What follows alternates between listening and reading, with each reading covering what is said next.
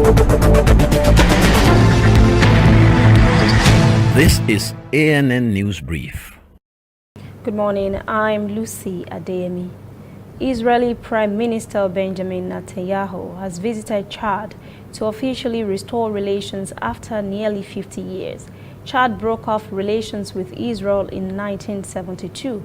His first ever visit on Sunday in the capital in Zimbabwe marks a milestone in Netanyahu's recent policy of seeking out new allies among developing countries that have historically sided with the Palestinians at the United Nations and other international forums. Chad's President Idriss Deby had earlier visited Jerusalem in November, during which the leaders discussed cooperation in agriculture, counterterrorism, border protection and technology.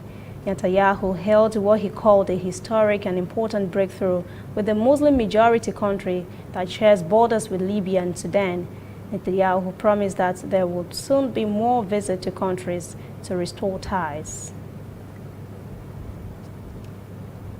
The African Union AU has postponed its plan to send a high-level delegation on Monday to the Democratic Republic of Congo over the country's disputed presidential election after the Constitutional Court declared Felix Tshisekedi winner of the poll.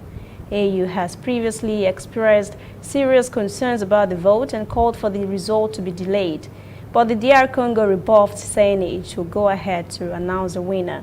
The country's top court ruled on Sunday that a legal challenge to the result filed by Fayulu was inadmissible.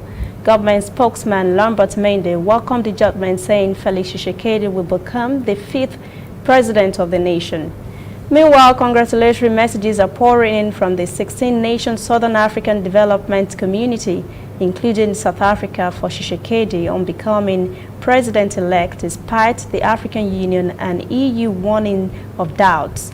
President Cyril Ramaphosa, in a statement, called for all parties and stakeholders in DR Congo to respect the decision of the Constitutional Court.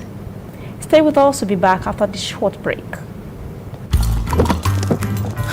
This used to be me.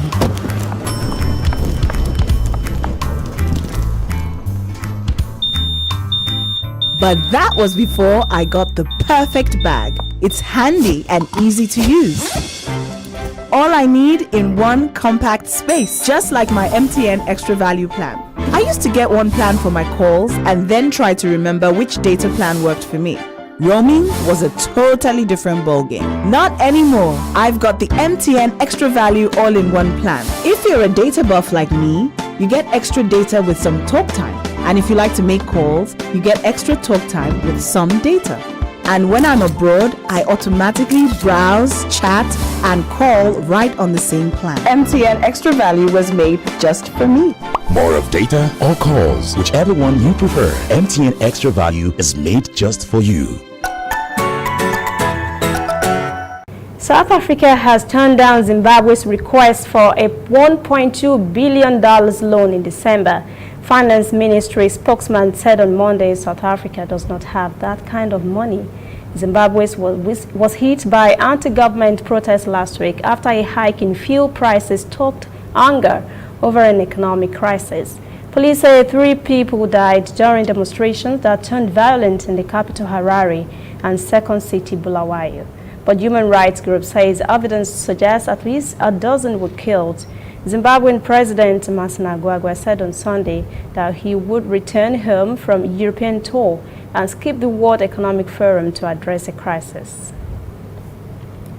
That's ANN News Brief. Thanks for watching. For details on these and other stories, visit our website, annafrica.net. Also join the conversation on Facebook, facebook.com/ANN Africa TV, Instagram and Twitter at ANN Africa TV. I'm Lucy Adeyemi.